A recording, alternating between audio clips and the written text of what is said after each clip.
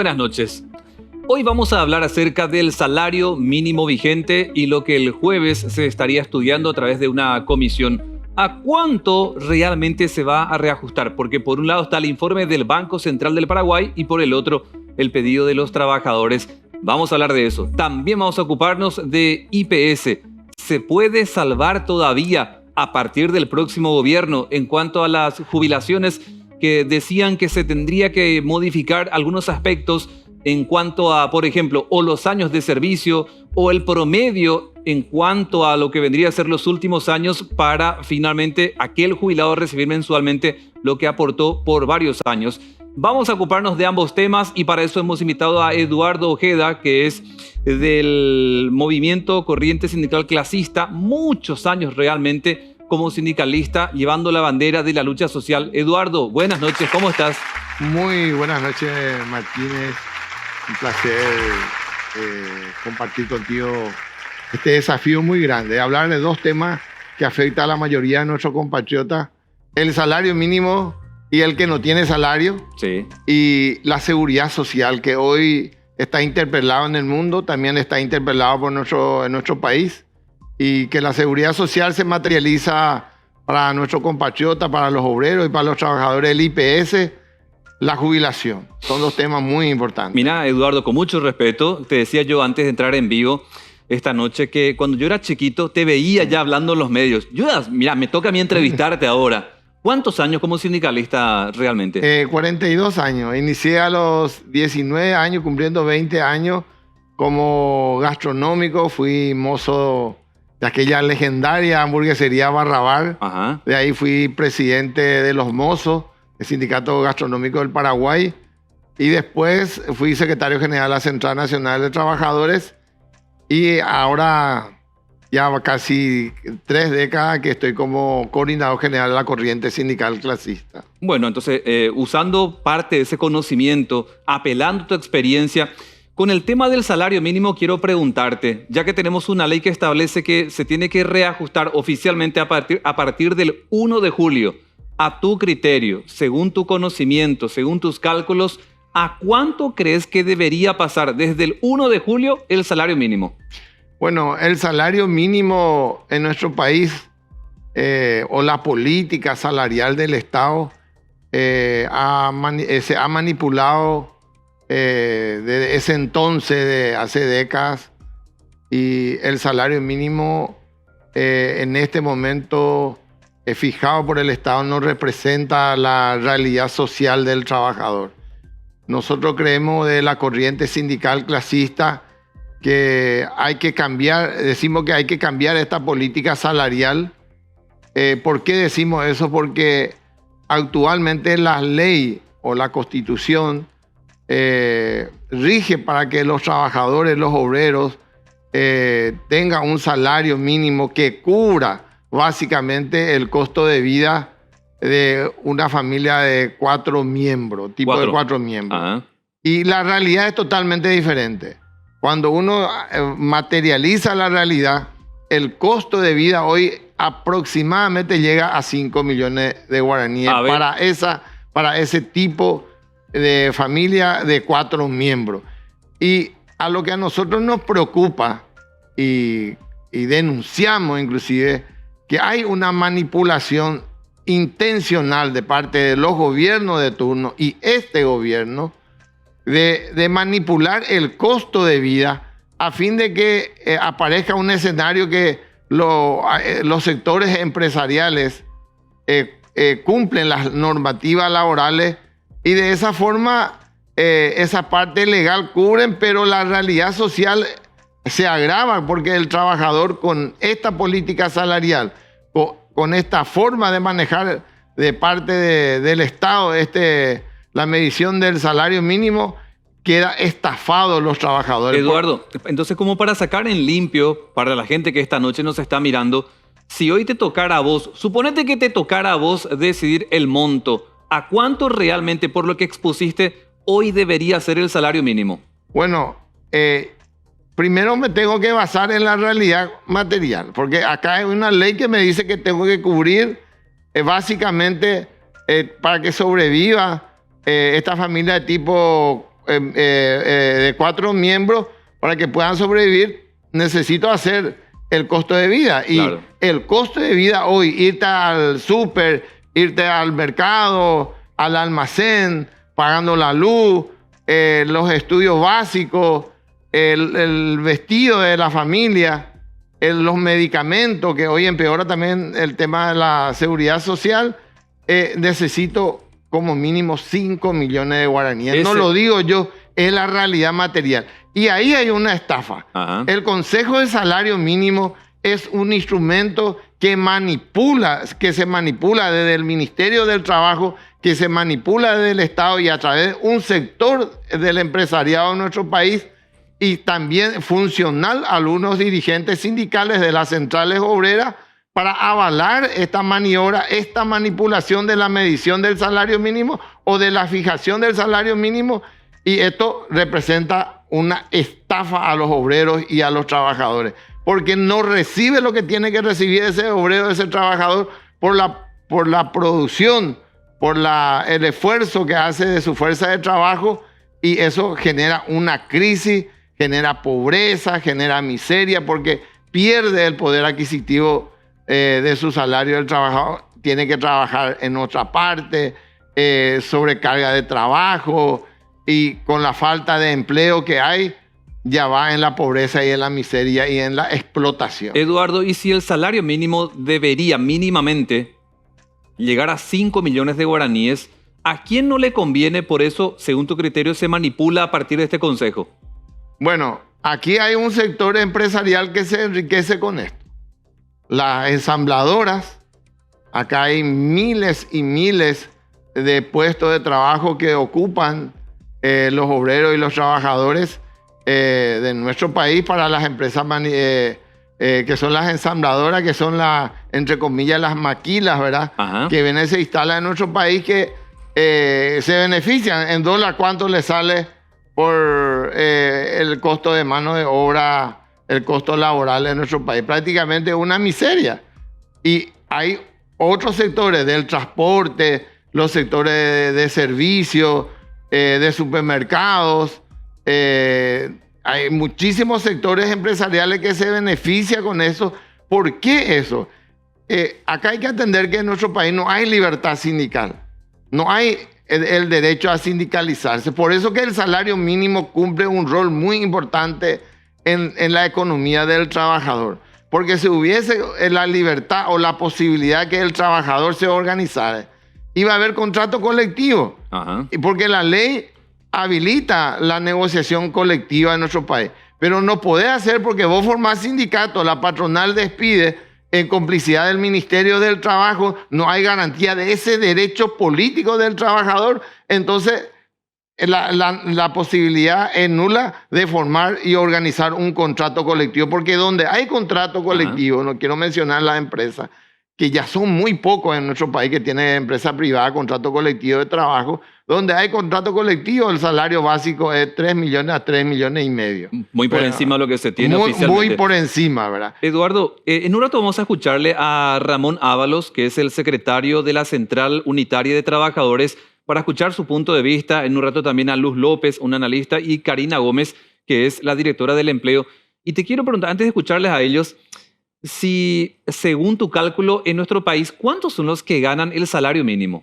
Bueno, hay una población laboral en nuestro país, es decir, una población laboral ocupada de casi 3.200.000, de los cuales aproximadamente solamente una franja de 900.000 trabajadores está en la formalidad. Es decir, que estamos hablando de una posibilidad de 2.300.000 trabajadores que no están en la formalidad. ¿Qué significa eso? No gana salario mínimo. Por debajo. Por debajo. O no gana. No tiene seguridad social, trabaja más de 8 horas de trabajo, no tiene aguinaldo, no tiene vacación paga ni bonificación familiar. Es decir, está en una situación de precarización laboral absoluta. Esa realidad también responde a uno es la falta de poder adquisitivo del salario mínimo. Porque si el trabajador tiene lo que te mete en la mentira, la campaña que sube el salario mínimo, sube el costo de la canasta familiar, pero que sube otra vez el salario mínimo. Para eso está la ley, marca bien que si hay una diferencia salarial entre el poder adquisitivo del mercado y el poder del salario, tiene que subir. Entonces, la falta de poder adquisitivo de compra del salario del trabajador, del obrero, hace que la economía también haya un problema en la economía, porque imagínate un poco que casi 1 millón de trabajadores tiene un poder adquisitivo importante de su salario. ¿Cómo va a poder tener poder de compra del mercado? Pero no deja ser cierto, Eduardo. Sí, sube el salario mínimo, pero no sube para el resto. Pero porque hay una manipulación de la ley, hay una corrupción de este Estado que hace que el trabajador esté en esas condiciones. Por otro lado, también hay que discutir el modelo económico. Nosotros tenemos un modelo extractivista, un modelo especulador. Nuestra economía no hace ni no tiene, es decir, este Estado no tiene una política económica de desarrollo. ¿Por qué? Porque aquí hay que tener en cuenta que nuestro modelo económico extractivista nos lleva a la falta de generación de empleo. Entonces necesitamos cambiar este modelo de desarrollo industrial ligado a la producción primaria, la reforma agraria. La reforma agraria cumple un papel muy importante en la economía porque el latifundio, la sojización también es un motor que hace que no haya empleo en nuestro país, un modelo económico que no le favorece a la mayoría de nuestros compatriotas. Sí, el tema de la informalidad tiene una cuestión política de fondo. No, sin duda, sino también, a ver, cómo quedaría el contrabando y otros aspectos que están ligados al tema de la economía y la informalidad. Eduardo, vos hablas de 5 millones de guaraníes. Ahora, Ramón Ábalos tiene un punto diferente. Él es secretario de la Central Unitaria de Trabajadores. Me gustaría que escuchemos y después me des tu punto de vista sobre su planteamiento, ya que este jueves se va a estudiar un reajuste. Ya tendremos los porcentajes en un rato, pero esto decía para nuestro medio Ramón Ábalos. Para nosotros, el estudio que hace a través del Banco Central del Paraguay, que no se ajusta a la realidad, y eso es categórico para nosotros porque el BCP lo que toma es un promedio de inflación para todos, ¿verdad? Y un conjunto de indicadores, la cual el trabajador que gana salario mínimo no accede a esos servicios ni mucho menos a esos bienes que menciona en su informe, ¿verdad? Hemos dicho de que se tiene que indexar todo lo que es canasta básica familiar con el conjunto de muestreo, como usted estaba mencionando, en relación para tomar la inflación de lo que golpea realmente al trabajador. Tenemos un estudio inclusive, ¿verdad?, que vamos a presentar en el posible salario mínimo con relación a la pérdida real del trabajador en cuanto a su salario en relación a los indicadores del IPC. El informe que vamos a presentar es a través de un estudio técnico que se hace con respecto a los indicadores que realmente son concominantes con lo que es la canasta básica familiar. En otro momento, Eduardo, Ábalos nos decía que más o menos el promedio debería ser entre el 25 al 30% de reajuste. Esto equivale a llegar a casi 3.200.000 o 3.500.000 guaraníes. Y planteo esto por la diferencia de conceptos que vos tenés, Eduardo, y Ramón Ábalos, que habla de llegar a 3.200.000, 3.500.000 guaraníes. Acá es importante definir los indicadores para finalmente decir, bueno, este realmente tiene que ser el monto del salario mínimo. Bueno, aquí no hay término medio para los indicadores. El Código Laboral es muy claro que tiene que cubrir básicamente el costo de vida de una familia de 4 miembros. Es decir, no. Y ahora hay que ir a qué es lo que necesita uno para comer, para sobrevivir. Hay todos los ítems básicos. Está el medicamento, alimentación básica, vivienda. Es decir, no hay que hacer mucho juego en eso.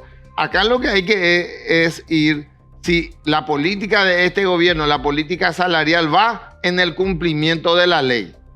Ahí claramente no hace falta ningún debate de demostrar materialmente que esta política salarial está jodiendo al trabajador. Entonces,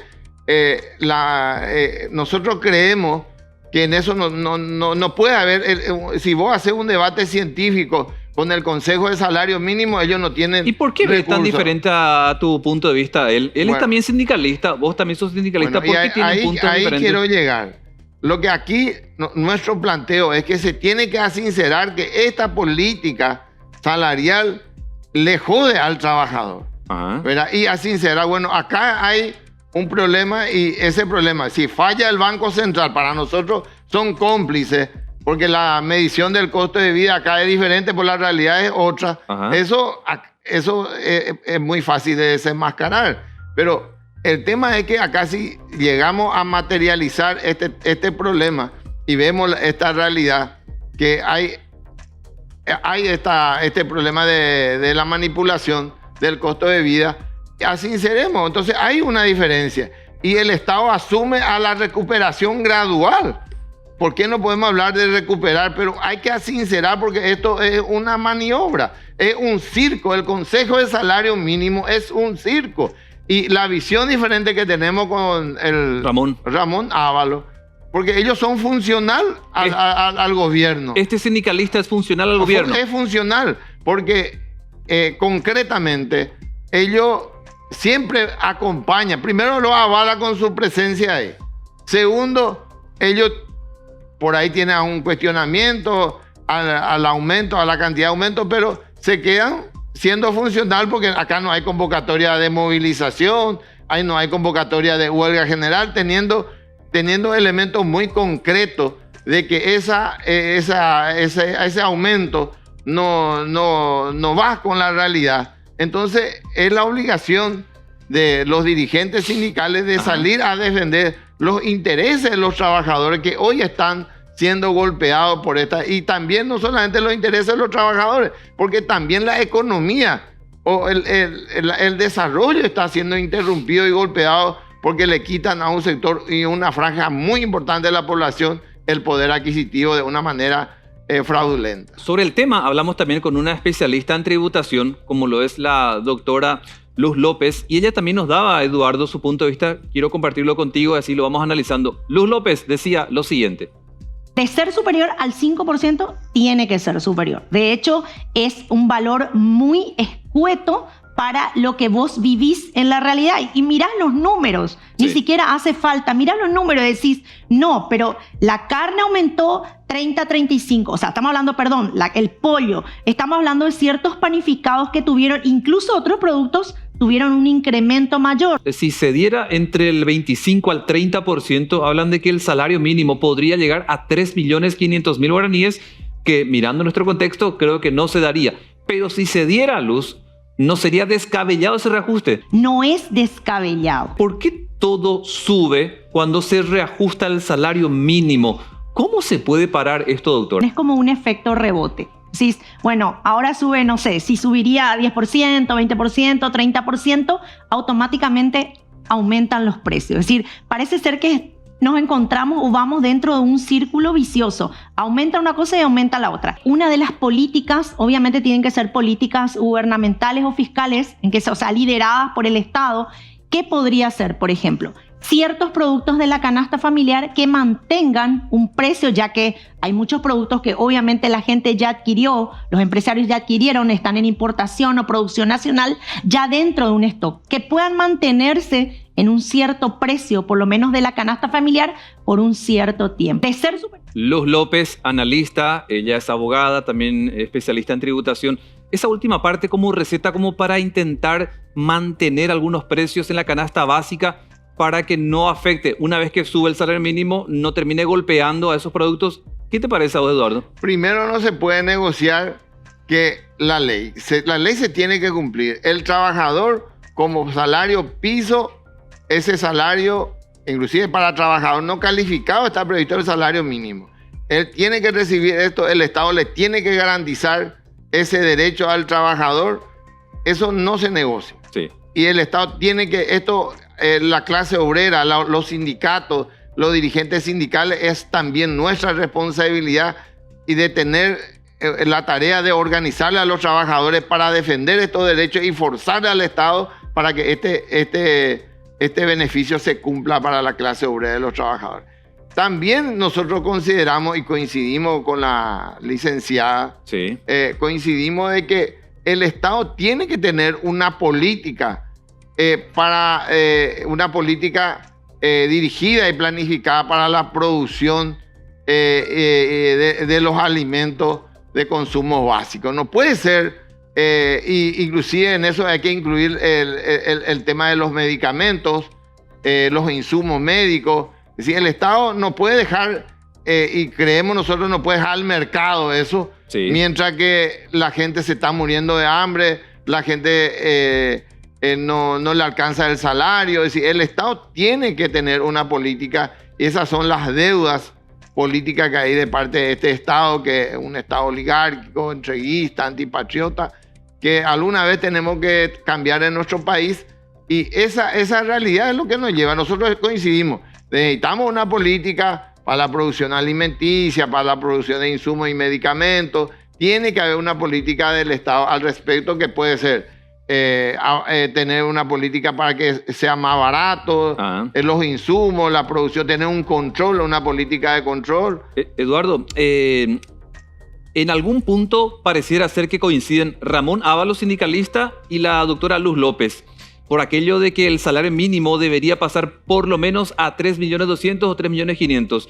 Sin embargo, la tercera persona que me gustaría que la escuches es Karina Gómez. Karina Gómez es la directora de empleo y la que forma parte un poco de esta estructura que debe reunirse el jueves para estudiar los porcentajes. Y uno de los indicadores es lo que da a conocer el Banco Central del Paraguay.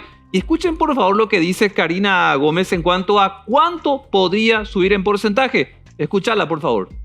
Hay un pedido que realizó el doctor Ramón Ábalos, el representante de los trabajadores, donde solicita una postergación. Quieren representar a la mesa un estudio que ellos realizaron en concordancia con el representante de los empleadores. Se decidió para el jueves reunión ordinaria del Consejo Nacional de Salarios Mínimos. Que ya tenemos el informe técnico del Banco Central y bueno, y los trabajadores presentarán el estudio que ellos sostienen su postura. Nosotros vamos a respetar lo que dice la ley. Obviamente esto servirá para establecer políticas salariales que después se verán con las diferentes instituciones del Estado como para poder proveer mejores beneficios para nosotros. Karina Gómez, que es la directora de empleo, Eduardo, le dijo a América que van a hacer respetar la ley. Y en cuanto a eso, la cuestión del porcentaje. ¿Y qué es lo que mira ella? Y va a ser la sugerencia que tengan en cuenta el indicador del Banco Central del Paraguay, o sea, 5,1%, lo que en la práctica hoy día sería 130.000 guaraníes. Ese aparentemente sería el acuerdo que se llegaría este jueves para proponer al presidente para que se dé este incremento, o sea, 130.000 guaraníes más sería el reajuste. ¿Cuál es tu punto sobre ello? Nosotros ya hicimos una vez una alegoría frente al Ministerio del Trabajo, una protesta, y hicimos el almacén de Carla Basigalupo, que es la jefa de Karina. O sea, la ministra de Trabajo. La ministra del Trabajo, ¿verdad? En el almacén de Carla Basigalupo, en el almacén de Audo Benítez, en el almacén del Banco Central, la galleta está a 3.000 el kilo, ¿verdad? La carne está a 5.000 el kilo. O sea, nos toman el pelo. Nos toman el pelo porque con el salario mínimo y con ese 130.000 que ellos quieran aumentar, entonces tenés que tener un almacén especial del almacén donde ellos fijan el precio aparte, porque esa es la realidad. En el mundo de ellos, y esto es una burla, una bofetada, porque si la ley se va a respetar, se tiene que respetar que el Estado tiene que garantizar, el gobierno, las autoridades tienen que garantizar ese derecho al trabajador de poder sobrevivir con el salario mínimo, una familia tipo 4 miembros. Y eso se está violentando. Y de una manera violenta se está violentando esto, de una manera agresiva, burlándose de la ciudadanía, de los trabajadores, fijando la medición del costo de vida de la manera que ellos lo hacen, ¿verdad? Entonces, acá lo que hay que revisar también en este punto es las condiciones del sindicalismo. El movimiento sindical, las centrales obreras hoy en nuestro país no representa las inquietudes, el reclamo de los obreros y los trabajadores, porque a esta altura deberíamos ya estar nosotros en la calle en una huelga general para poder forzar un debate serio sobre esta política salarial. No solamente de la política salarial, de la política de empleo, de la falta de trabajo, que hoy es una de los primeros y principal problema que tienen los obreros y los trabajadores en nuestro país. Ustedes saben que esos 3.200.000 trabajadores ocupados, solamente 900.000 aproximadamente están en la formalidad. El resto trabaja 2 veces a la semana, 3 veces a la semana. Es decir, la situación está mal en nuestro país. Eduardo, hay pobreza y miseria por culpa de esta entonces, autoridad. Si desde el 1 de julio se concreta a través de un decreto del presidente Mario Abdo Benítez a 130.000 guaraníes que se le debe agregar al salario mínimo, a tu criterio, ¿es una manipulación? ¿Es un atropello? ¿Es un robo al obrero, al bolsillo del trabajador? Y esto amerita que nosotros los obreros, los trabajadores, nos convoquemos a reorganizar nuestra fuerza. Tenemos que discutir la revisión, la reorganización de los trabajadores a fin de que se pueda poner en el debate político los principales problemas de la clase obrera, los trabajadores, porque está muy relacionado todo. La falta de libertad sindical. Hoy formar sindicatos, azucarera Fierma, una azucarera histórica en Villarrica, donde los dirigentes por formar sindicatos son despedidos. Lo vuelve a repetir el Poder Judicial, después de toda una odisea, lo vuelve a despedir, no respetan las órdenes judiciales, el sector transporte. Sí, aquí se violenta también derechos fundamentales como la libertad sindical, los despidos masivos cuando uno forma sindicato. ¿Y quiénes son los cómplices? Los gobiernos de turno. Este Estado es cómplice. Entonces, si eso... para cambiar esa realidad necesitamos organizarnos y confrontar con las autoridades para que se pueda dar el cambio en nuestro país, el cambio de la libertad sindical, tener una política salarial donde el trabajador tenga básicamente para sobrevivir y tener la posibilidad de mejorar sus condiciones de vida a través de las negociaciones colectivas. Eduardo, para cambiarte de tema y entrar en el tema IPS, porque sé que también estás muy metido en la cuestión de IPS y jubilación, quiero preguntarte, ¿qué opinión tenés en cuanto a proyección, sobre lo que se viene desde el 15 de agosto con Santi Peña? Veo que sos bastante crítico a Marito. Ahora, ¿qué expectativas estás teniendo, pero sobre Santi Peña y más aún hacia el obrero, hacia el trabajador, hacia lo que va a ser el tratamiento del salario mínimo? Bueno, para nosotros, este gobierno electo, nuevamente, un nuevo gobierno electo tenemos en nuestro país, es un gobierno que viene del fraude, de la corrupción, de la narcopolítica, y ya inclusive con el gobierno de Cartes, Santi Peña tuvo un rol muy importante en el gobierno, y entonces él fue protagonista atacando la seguridad social, de querer privatizar la seguridad social. Entonces, cuando él era ministro de Hacienda, ya en el IPS creció la corrupción, creció las tercerizaciones, creció los negociados, creció las denuncias de falta de atención a los asegurados. Es decir que en el gobierno de Cartes había represiones, desalojo al campesinado, persecuciones. Para nosotros este nuevo gobierno electo no es otra cosa de que va a seguir este modelo de Estado, un modelo de Estado antipopular, un modelo de Estado de un sector de la economía, de los ojeros, de los latifundistas, de los especuladores y de la narcopolítica. Para nosotros es claro esto, ¿verdad? Por eso que nos preocupa cuando se abre este debate de la seguridad social. Pareciera ser que va a cambiar esta realidad, porque este es un viejo gobierno que ya va y viene otro. No, esto va a seguir peor porque, como ya les expliqué, cuando ellos eran gobierno, cómo actuaban y en las condiciones que se vienen, esto va a empeorar. ¿Por qué? Porque el presidente electo, Santiago Peña, ya plantea la solución para la crisis de la seguridad social, que hay crisis en nuestro país. Se plantea con la privatización y con la mercantilización de la seguridad social. ¿Por qué? Porque la ley, el proyecto de ley que plantea Santiago Peña como solución para este problema es el proyecto de ley de la Superintendencia de Jubilación, que plantea cambiar el sistema. Primero, habilita que una persona, es decir, un empresario con $600,000 pueda ya generar su empresa de captación de fondos de pensión. Es decir, la capitalización individual para la salud, la capitalización individual para la jubilación. También en la ley de la Superintendencia de Jubilación plantea, se le da absoluto poder al superintendente de hacer una profunda revisión de todas las cajas de jubilaciones y tomar las correcciones de la posibilidad de aumentar la edad de la jubilación, la cantidad de años de aporte y el prorrateo y la capitalización individual. Ahí nosotros consideramos que ya es la privatización de la seguridad social, y el problema no es cambiar el modelo y el sistema. Nosotros consideramos que el sistema solidario de reparto universal es un sistema beneficioso para los trabajadores, es un sistema social sin fin de lucro y que hoy es hegemónico en el mundo. O sea, hoy es hegemónico. Por lo que leo, no tenés ninguna esperanza con Santi Peña hacia el sector obrero.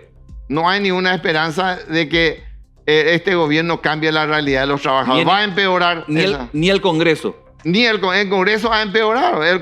Tenemos un Congreso más conservador, un Congreso que expresa la corrupción y la impunidad de nuestro país, porque son casi los mismos personajes, y los personajes nuevos, casi en su mayoría, para no decir todo, ¿verdad? Casi en su mayoría y la totalidad responden a un sector de la corrupción, de la narcopolítica, de la mafia política y del manejo oscuro del Estado paraguayo. Eduardo, vos ya tocaste en parte en esta exposición que estás haciendo casi en este último tramo sobre el tema IPS, jubilación. Y me quiero ya enganchar saliendo del tema salario mínimo vigente, lo que se va a estudiar este jueves, a lo que se viene.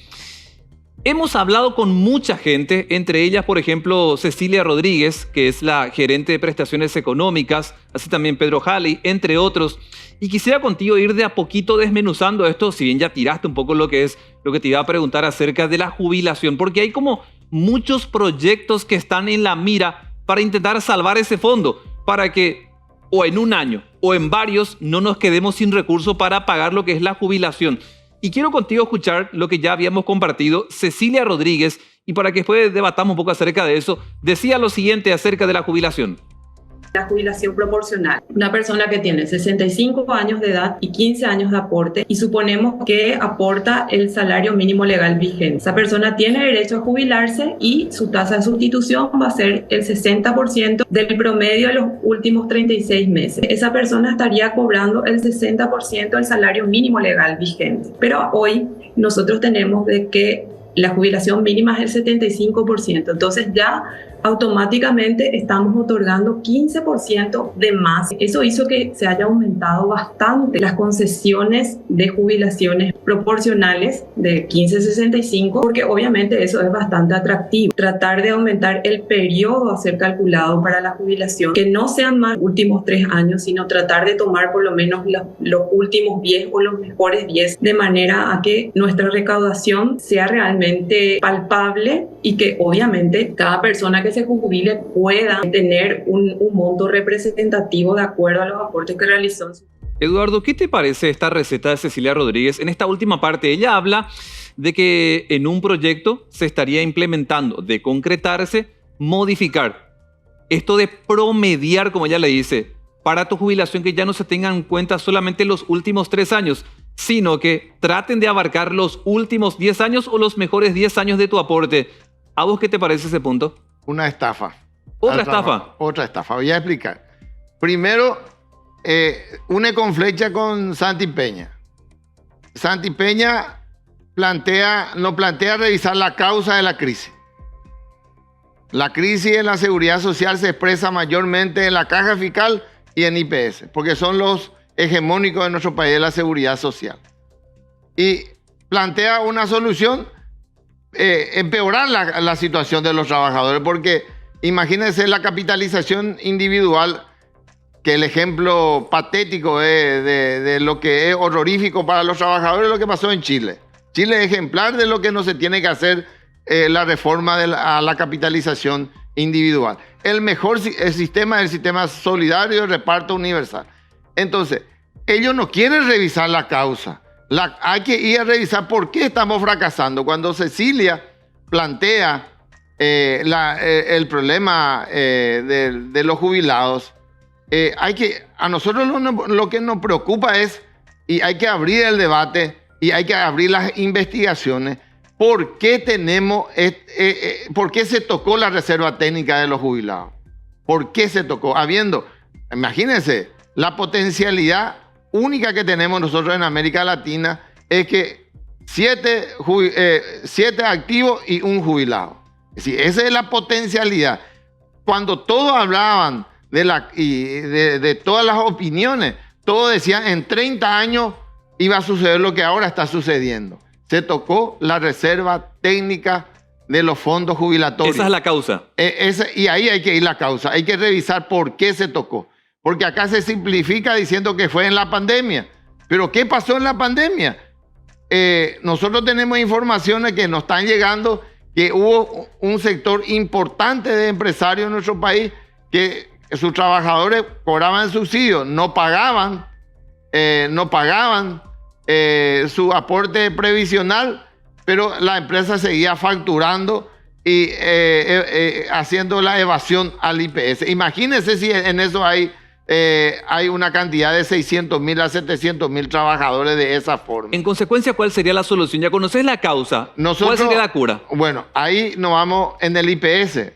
La causa es las tercerizaciones. Estamos hablando, los fondos jubilatorios, ¿por qué se tocó?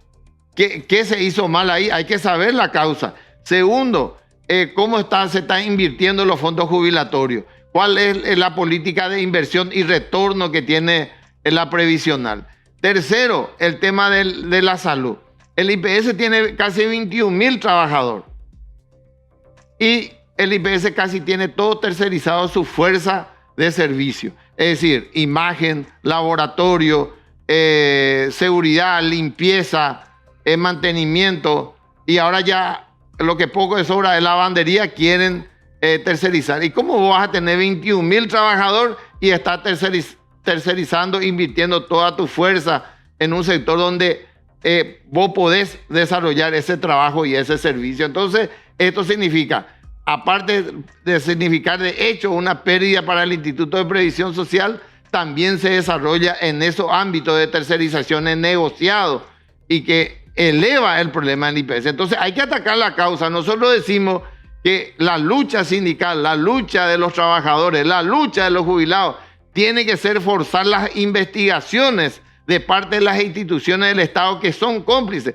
Yo le pregunto y le interpelo al nuevo fiscal general, ¿qué ha hecho ya a esta altura de todas las denuncias públicas desde el momento que él asumió una investigación profunda, abierta y pública de todas estas irregularidades de las tercerizaciones? Hasta ahora no hay.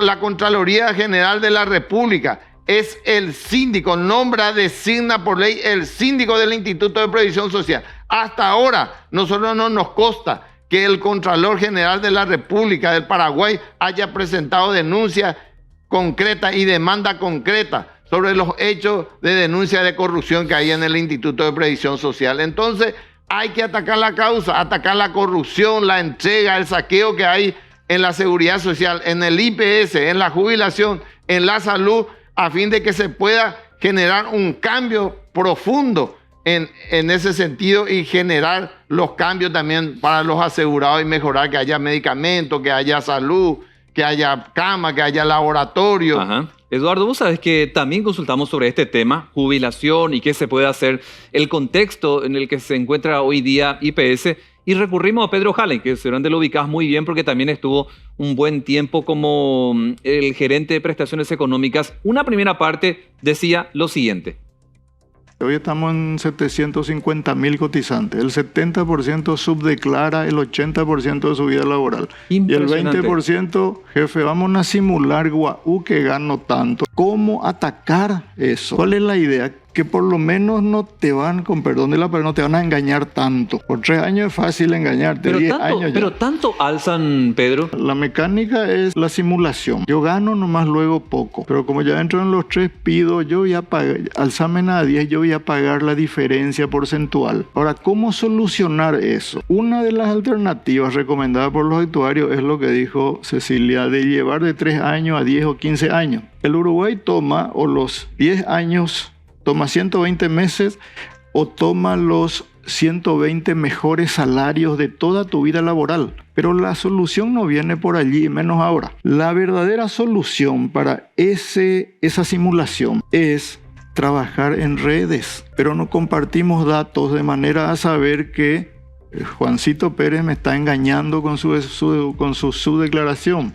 Pero ¿por qué no puede ligarse la información de tal modo a transparentarlo? Y mira, te pongo el ejemplo del Ministerio de Hacienda, que en su momento se firmaron convenios para atacar este tema. ¿Cuál fue el problema? Que una de las formas de su declaración o de evasión, que vos trabajás para mí, sos mi dependiente, pero yo te hago facturar, entonces simulo, escondo la relación laboral y te hago aparecer como tributante al fisco, IVA. Si se sincera esa situación, no vas a poder simular más y en lugar de pagar el IVA vas a pagar tu aporte. Y eso no le conviene a Hacienda. Entonces dejó de transferir la información a IPS para que ese ciudadano siga cotizando IVA. ¿Cuál es la primera tarea? Formalizar a la clase trabajadora. El 70% de nuestro mercado laboral es informal. ¿Qué pasa si te dicen, tenemos que generar un respiro, ampliemos a 10 o 5 años más para acceder a la jubilación? ¿Cuál es tu punto sobre ello? Yo no quiero alzar la de retiro. No creo luego en que el momento del retiro responda a un número, a una edad, a un número. Yo creo que el momento del retiro responde a una situación de capacidad laboral. Hoy estamos en... Pedro Jali, bueno, son varios temas, Eduardo. Bueno, ¿por cuál querés partir? En concreto, nosotros creemos que tenemos un Estado fallido, un Estado corrupto, un Estado cómplice de toda la corrupción que hay, que responde a todas las instituciones. Sí. Entonces acá hay una mafia organizada para que se mantenga así en esta condición en las instituciones públicas de nuestro país. Es un problema político. Nosotros decimos un problema político porque ¿quiénes son los que hoy están administrando el Estado? Son los que son cómplices de estos hechos de corrupción, sí, de estos negociados. Quien se beneficia de esto son los que están gobernando nuestro país. Aquí hay que atacar este modelo político a fin de que podamos cambiar esta realidad, porque acá hay impunidad. Hay impunidad a lo que evaden la seguridad social, impunidad para lo que roban los fondos previsionales, los fondos de salud. Entonces, la causa fundamental es atacar la impunidad que hay y en esas condiciones va a mejorar. ¿Por qué se le va a elevar la edad o el tiempo de prorrateo para el cálculo de la jubilación? Eso va a ser, una vez más, ellos llevan el dinero, ellos evaden, ellos son los corruptos, pero el trabajador va a llevar menos de jubilación para cubrir ese fraude que viene contra el trabajador. Nosotros consideramos muy claramente, por eso estamos en contra de elevar el tiempo de prorrateo, por eso estamos en contra de elevar la edad de la jubilación, porque no es el problema principal. Nosotros creemos que de la corriente sindical clasista, que el problema principal es cambiar este modelo político, y eso podemos hacer pedazo a pedazo. Hay que organizarse los jubilados, tiene que organizarse los trabajadores, reorganizar su fuerza y presionar para que cambie esta realidad, para que se transforme esta realidad. Porque el IPS, si es administrado de manera transparente, coherente y honesta, el IPS no va a tener este problema. Inclusive tiene la fortaleza todavía con los recursos económicos, con los bienes que tiene y con la capacidad institucional tiene el IPS para recuperarse. Pero si no cambiamos esta forma de administración, si no hay transparencia y si los asegurados, los trabajadores no llegamos a organizarnos, a forzar este cambio, la situación va a ser muy difícil, pero forjamos de la corriente sindical clasista que podemos cambiar. Creemos que hay que generar las condiciones para cambiar y se puede cambiar y vamos a luchar para que cambie. ¿Qué sabe de esta práctica de simulación, como le llamaba Pedro Halley, que mucha gente, faltando 3 años, como que acuerda con la empresa, ponele al patrón para que le incremente el salario de tal modo que construya su jubilación y que tal vez sea una de las causas por la que miran esto de promediar a 10 años y ya no más 3? Bueno, ahí va otra vez la complicidad. Si le llama a un senador corrupto o un diputado corrupto al presidente, porque ¿quién está detrás de esas empresas? Siempre hay un político corrupto o un politiquero que maneja el Estado, o son parte del manejo del Estado, y ahí se encuentran y hay impunidad. ¿Por qué hay impunidad? Porque nosotros tenemos un caso histórico, emblemático, de la fábrica Manufactura Pilar, sí, donde hubo hace aproximadamente casi 20 años, hubo un crecimiento de producción y los trabajadores en los últimos 4 años elevaron su aporte y elevaron sus ingresos por las horas extras que tenían. Imagínense, 4 años de trabajar 12 a 13 horas los trabajadores por la demanda que había. Sí. Y el IPS se percató de eso. Y IPS hizo a nosotros nos consta que IPS hizo la investigación minuciosa de cada uno de los aportes de los trabajadores y se pudo detectar que no hubo maniobra ni simulación intencional, ¿verdad?, para que haya un incremento a la jubilación del trabajador. Es decir, que la institución tiene todas las herramientas, las condiciones para que eso no suceda. Lo que pasa, nos vamos a traer el problema principal, que es la política de Estado, de la corrupción, de la hegemonía que hay en el Estado, para que esta política en los gobiernos corra y sea perjudicado. Y eso es lo más lamentable. Hoy se están muriendo trabajadores asegurados en los pasillos, no hay medicamentos, no hay insumos, hay un total abandono de las autoridades del Estado, del gobierno, de la previsional a los asegurados, mientras otros se está beneficiando, mientras otros, una minoría, se está volviendo ricos a expensas de los trabajadores. Mira, Eduardo, antes de la pausa, para ir cerrando ya poco, hay una segunda parte, Pedro Halley, me gustaría que lo escuches porque hay un planteamiento que hace y me gustaría escuchar tu opinión. La segunda parte, Pedro Halley. A mí no me agrada Bataglia, me parece el peor administrador de toda la historia. Por los frutos lo conoceréis. El seguro de salud en caída libre, desfinanciado, endeudado por 10 años. El seguro de salud que no puede endeudarse porque no es un fondo, es un presupuesto anual endeudado por 10 años. Como le debe a los proveedores 250 millones de dólares. Que es una deuda que existe porque entregaron los muchachos eso no hay que dudar. En consecuencia, ya mirando desde el 15 de agosto en adelante, ¿qué esperas del presidente de IPS? Y que tenga una hoja de ruta inteligente y consensuada con los jubilados y con los asegurados.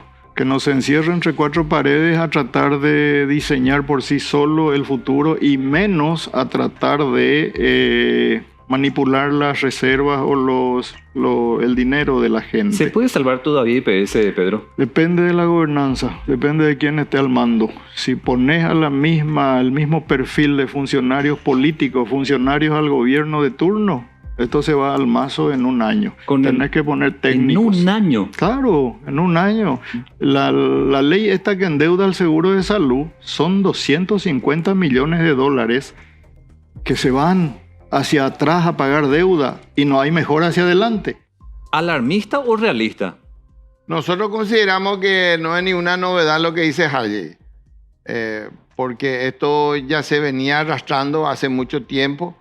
No solamente esta administración, como ya expliqué, hubo administraciones anteriores, por décadas el IPS venía administrándose así, y de hecho, de que y no esperamos que va a cambiar. Nosotros no forjamos ni una esperanza de que esto va a cambiar, que va a venir el futuro presidente de Santipeña en el IPS y que va a decir, aquí se acaba la tercerización, vamos a abrir un juicio, una investigación para que se pueda detectar la corrupción que hubo, los robos, y vamos a hacer que se devuelva todo.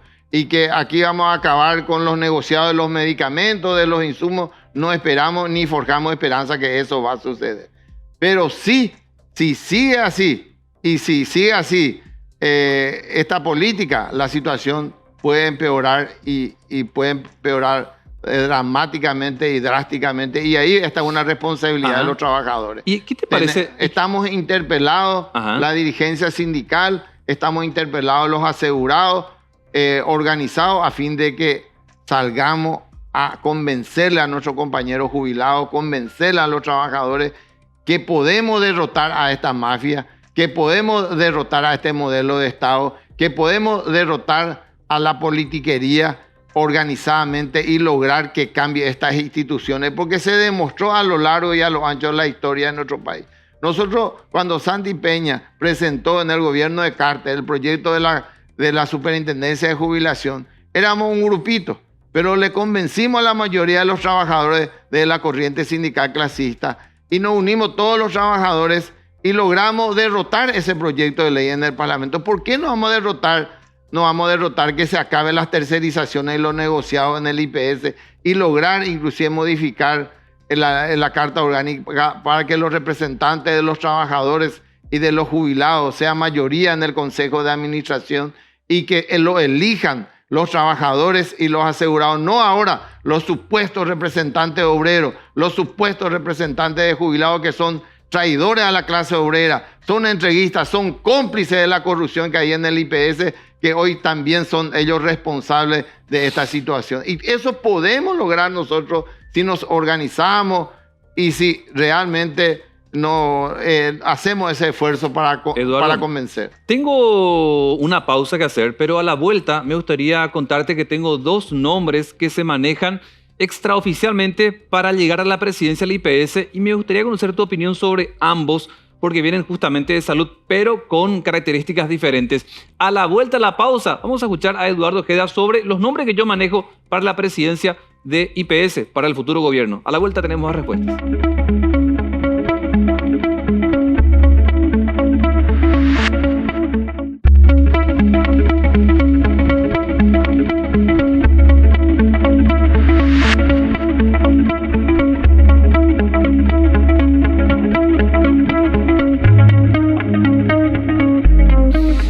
En este último tramo de voces, Eduardo, quiero contarte que, según mis fuentes, hay dos nombres que suenan fuerte para la presidencia de IPS a partir del 15 de agosto, con el nuevo gobierno. Julio Borba, el actual ministro de Salud, y últimamente Cecilia Rodríguez. ¿Qué te parecen estos dos nombres? Cecilia Rodríguez, que viene obviamente de ser la gerente de prestaciones económicas, y Borba del Ministerio de Salud.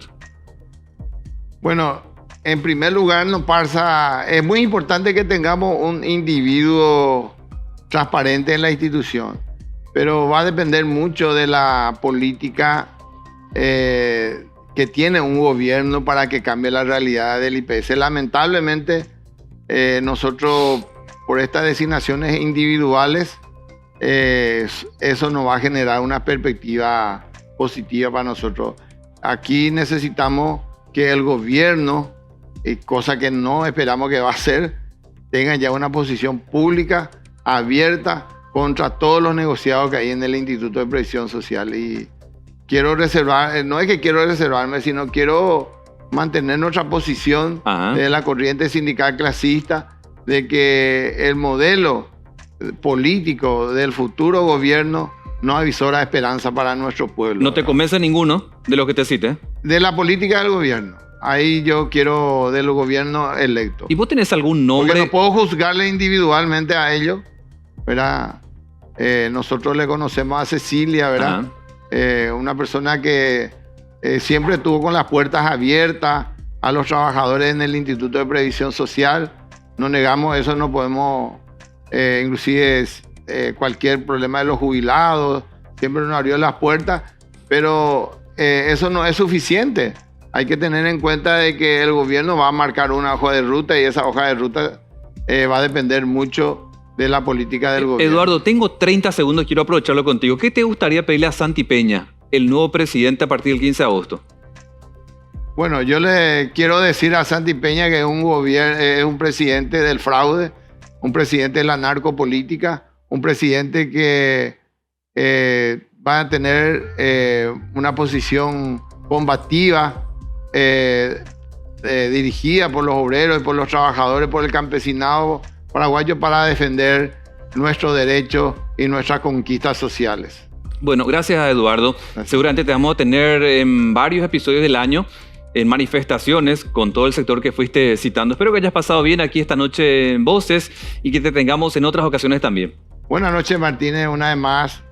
Es un placer, un honor compartir contigo este debate que fue muy interesante, y un saludo muy especial a todos los obreros, los trabajadores, campesinos, jubilados en nuestro país, a tener la fortaleza que podemos construir un país mejor. Nos vamos. Buenas noches. Gracias por la preferencia.